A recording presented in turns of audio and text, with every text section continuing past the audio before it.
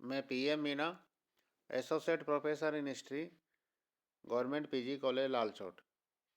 विद्यार्थियों, आज हम BA पार्ट सेकंड का जो सेकंड पेपर है, भारतीय संस्कृति के मूल आधार, इस के अंतर्गत आज हम आर्य समाज, दयानंद सरस्वती और स्वामी विवेकानंद के बारे में चर्चा करेंगे। उत्तरी भारत में हिंदू धर्म और समाज में सुधार का काम आर्य समाज ने किया। आर्य समाज की स्थापना स्वामी दयानंद सरस्वती ने 10 अप्रैल 1875 ईस्वी में बम्बई में की थी। दयाराम का जन्म 1824 ईस्वी में गुजरात के काठियावाड़ के एक ब्राह्मण परिवार में हुआ था। उनके पिता वेदों के विद्वान थे और उन्हीं ने अपने वैदिक वर्ण में तथा दर्शन आदि की दीक्षा दी थी। छोटी उम्र में ही दयानंद मूर्ति पूजा पर, जीवन और मृत्यु जैसे गूढ़ विषयों पर चिंतन करने लगे। वैदिक जिज्ञासा में वो 21 वर्ष की आयु में घर से भाग निकले और अगले 15 वर्षों तक वह देश के कोने कोने में भटकते रहे। 1860 ईस्वी में मथुरा में उनकी एक अंधे स्वामी विरजानंद जी से भेंट हुई और वो उनके शिष्य बन गए। 68 में दयानंद ने अपनी एकांकी संन्यास एवं आध्यात्मिक खोज पर जीवन समाप्त कर दिया और सक्रिय धर्म सुधारक एवं समाज सुधारक बन गए। सामान्यतः प्रचलित हिंदू धर्म के दोषों को उजागर करने के साथ ही दयानंद ने अन्य धर्मों ईसाई, इस्लाम, बौद्ध, जैन की आलोचना की। वेदों के अध्ययन, अपनी तर्क शक्ति और सबल साधुवादी प्रवृत्ति की ताकत से उन्होंने अपने विरोधियों को शांत करके एक नए आंदोलन की शुरुआत की। उन्होंने अपनी प्रसिद्ध पुस्तक सत्यार्थ प्रकाश में अपने मूल विचारों को व्यक्त किया। दयानंद का विश्वास था कि स्वार्थी और अज्ञानी पुरोहितों ने पुराणों जैसे ग्रंथों के सहारे हिंदू धर्म को भ्रष्ट किया है। उनके अनुसार वेद ही हिंदू धर्म का वास्तविक आधार है। हालांकि वेद ईश्वर से प्रेरित है, पर उनकी व्याख्या मानव विवेक द्वारा होनी चाहिए। इसी तर्क के आधार पर उन्होंने कहा है कि हर आदमी को भगवान तक सीधे पहुंचने का अधिकार है। हिंदू रूढ़िवादी का विरोध करते हुए उन्होंने मूर्ति पूजा, बहुदेववाद, अवतारवाद, पशु बलि, श्राद्ध तथा झूठे कर्मकांडों और अंधविश्वासों का विरोध किया। आर्य समाज ने शुद्धि आंदोलन चलाया। आर्य समाज सामाजिक सुधार का बड़ा प्रवक्ता था। आर्य समाजियों ने स्त्रियों की दशा सुधारने एवं उनको शिक्षा का प्रसार करने के लिए काफ़ी प्रयत्न किया। जाति प्रथा तथा छुआछूत का विरोध किया और सामाजिक समानता एवं एकता को अपना आदर्श माना। 1877 में आर्य समाज ने निम्न 10 सिद्धांत निश्चित किए। वेद ही सत्य ज्ञान के स्रोत है, अतः वेदों का अध्ययन आवश्यक है। वेदों के आधार पर मंत्र पाठ और हवन, मूर्ति पूजा का खंडन, तीर्थ यात्रा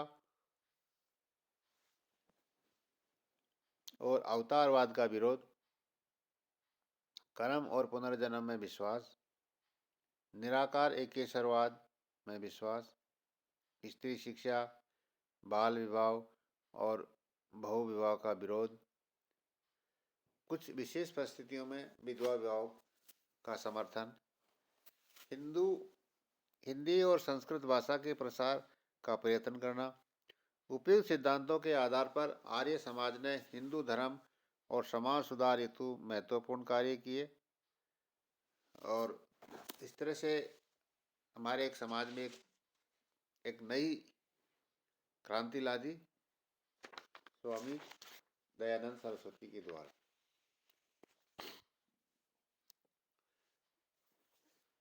उनका एक नारे था आर्य समाज का, वेदों की ओर लौटो। समाज सुधार, परोपकार और शिक्षा के क्षेत्र में समाज का काम उल्लेखनीय रहा। समाज का ज़्यादा स्थायी काम शिक्षा के क्षेत्र में हुआ। 1886 में लाहौर में दयानंद एंग्लो वैदिक स्कूल की स्थापना हुई, जो 1889 में दयानंद एंग्लो कॉलेज में बदल गया। भविष्य में देश में अन्य शहरों में भी ऐसे ही डीएवी स्कूल और कॉलेज खोले गए।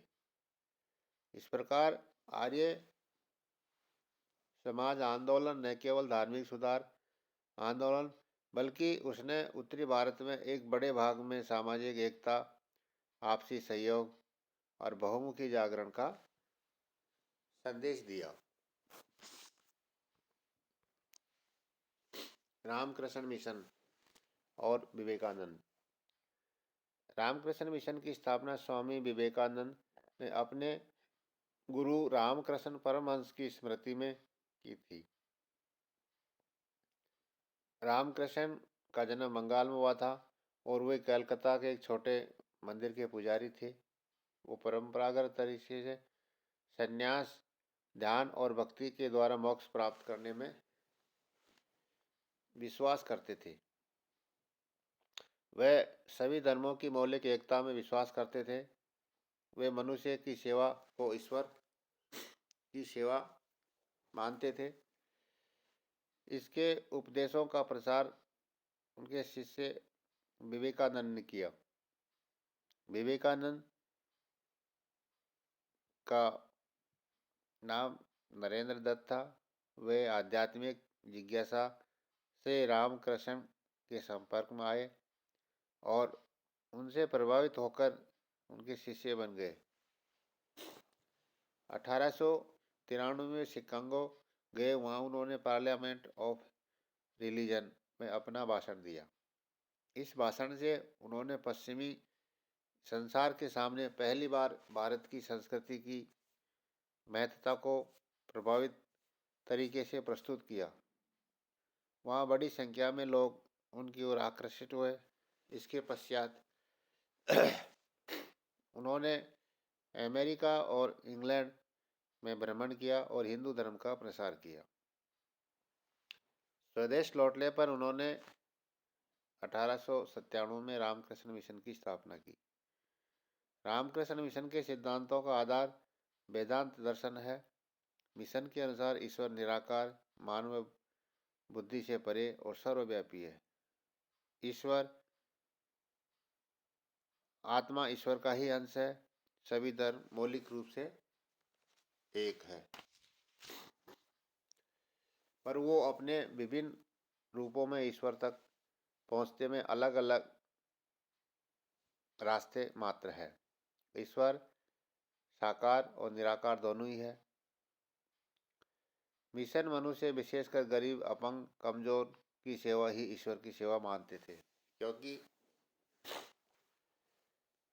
मनुष्य की आत्मा में ही परमात्मा का अंश है। स्वामी विवेकानंद भारतीय समाज में व्याप्त संकीर्ण और अंधविश्वास के बड़े स्पष्ट शब्दों में विरोध किया।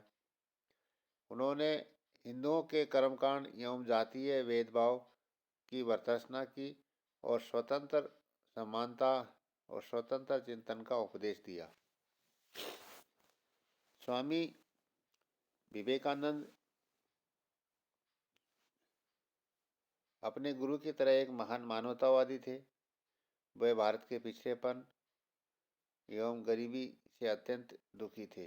इसी संदर्भ में शिक्षित भारतीयों को संबोधित करते हुए कहा है कि जब तक करोड़ों लोगों की भूख और अज्ञान से पीड़ित है, तब तक मैं उस हर व्यक्ति को देशद्रोही समझूंगा जो उनके खर्च से शिक्षित बनकर उनके प्रति तनिक भी ध्यान नहीं देता है। यही कारण है कि उनके मिशन के कार्यों का मानववादी पक्ष काफी महत्वपूर्ण रहा है। स्वामी विवेकानंद के धर्म में मानवीय समाज की सेवा का महत्वपूर्ण स्थान था। वह शिक्षा, स्त्री पुनरुद्धार और आर्थिक प्रगति के पक्ष में थे। निर्धनता, अशिक्षा, अंधविश्वास और रूढ़िवादिता पर उन्होंने कठोर प्रहार किए। स्वामी विवेकानंद ने राष्ट्रीयता के निर्माण में भी अत्यधिक सहयोग किया।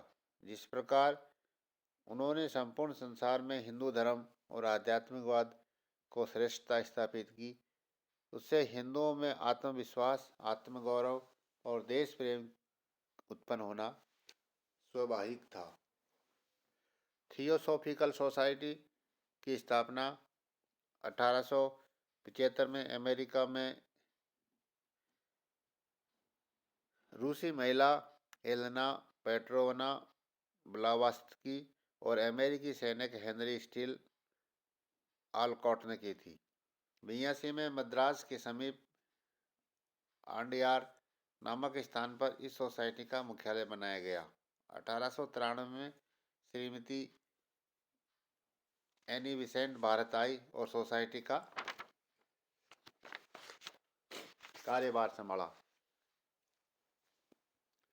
थियोसॉफिकल सोसाइटी हिंदू पुनरुत्थान आंदोलन से संलग्न रही है, समाज सुधार, शैक्षिक विकास और राष्ट्रवादी चेतना को जागृत करने में सफल रही है। अपने उद्देश्य की प्राप्ति के लिए एनी बेसेंट ने बनारस में सेंट्रल हिंदू स्कूल की स्थापना की और उसकी प्रगति के लिए भरसक प्रयत्न किए। यही स्कूल आगे चलकर एक कॉलेज में और अंततः 1915 में बनारस हिंदू विश्वविद्यालय में परिणत हो गया। एनी बेसेंट ने प्राचीन भारतीय संस्कृति के प्रति बड़ा जबरदस्त आकर्षण था। अंततः वह हिंदू धर्म और समाज को पूरे तौर पर रम गई और हिंदू धर्म और भारत का पुनरुत्थान अपना कर्तव्य समझा।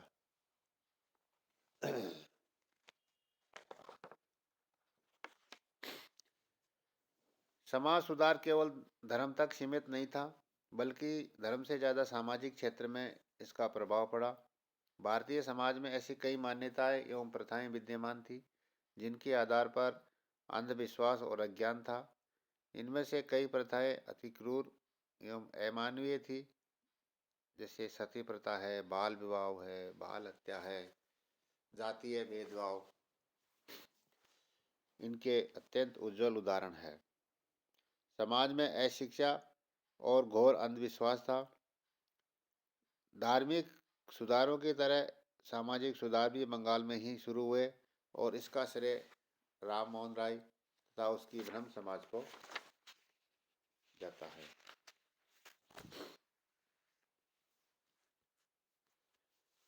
जिसकी नारी मुक्ति सुधारकों पर ध्यान पहले स्त्रियों की दशा सुधारने की ओर गया।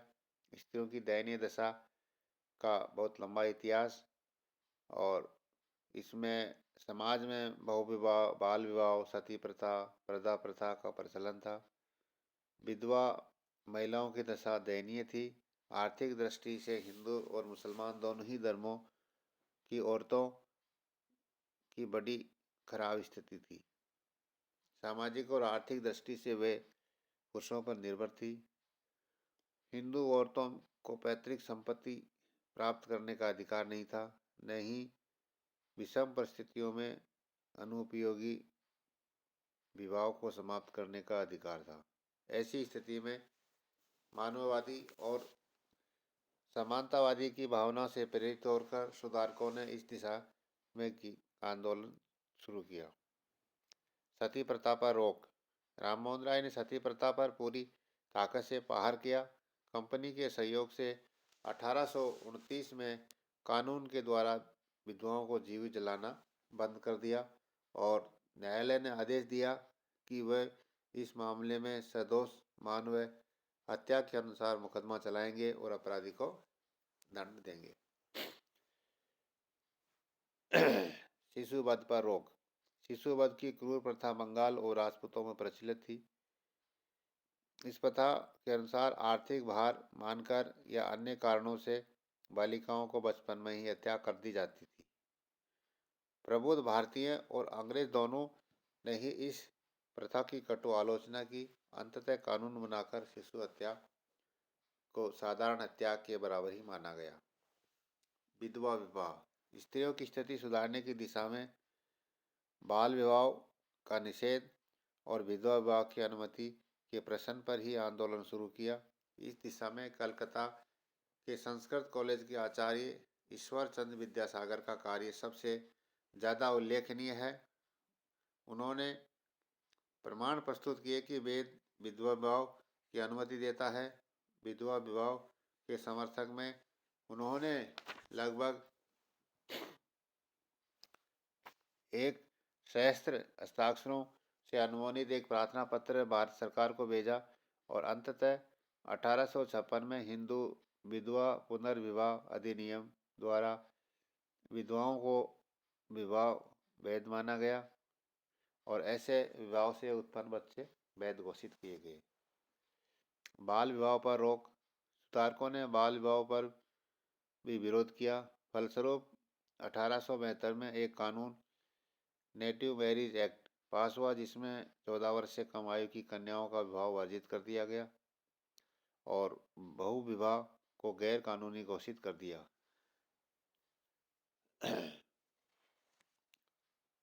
भारत सरकार ने बाल विवाह के विरुद्ध सबसे महत्वपूर्ण कदम 1930 को उठाया। उस वर्ष हर विलास शारदा के प्रयत्नों से बाल विवाह निरोध कानून पास हुआ जिसे शारदा एक्ट के नाम से जाना जाता है।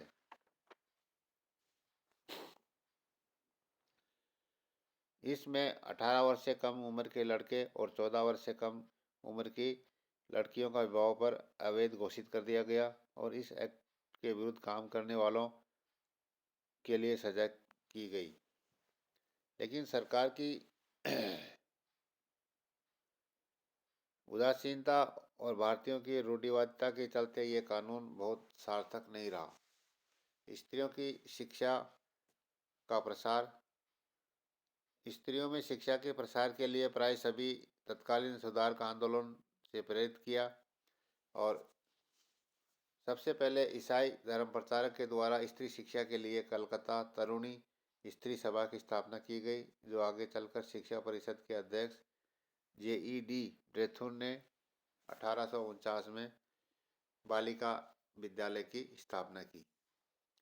स्त्री शिक्षा के प्रसार में ईश्वरचंद विद्यासागर की देन भी मान थी। बंगाल में कम से कम 35 बालिका विद्यालय से संबंधित थे। 1854 के चार्ल्स वुड के पत्र में स्त्री शिक्षा की आवश्यकता पर भी जोर दिया गया। 20वीं शताब्दी में राष्ट्रीय आंदोलन जोर पकड़ा तो उसमें नारी मुक्ति आंदोलन के काफ़ी बल दिया गया और 1827 में अखिल भारतीय महिला सभा की स्थापना की गई। 1956 में हिंदू उत्तराधिकार अधिनियम ने लड़कियों को पिता की संपत्ति पुत्र के बराबर का हकदार दिया गया और 1955 के हिंदू विवाह अधिनियम विशेष परिस्थितियों में विवाह समाप्त करने की अनुमति दी गई। संविधान के द्वारा पुरुष और स्त्री दोनों के लिए बहु विवाह निषेध कर दिया गया।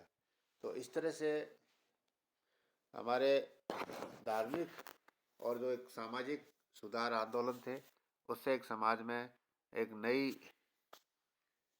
क्रांति, एक नई जागृति और ताकि समाज अग्रसर हो, आगे बढ़े। इसमें हमारे जो सामाजिक सुधारक, उनका बहुत बड़ा योगदान रहा है। और हम इस वीडियो को आज यहीं समाप्त करते हैं।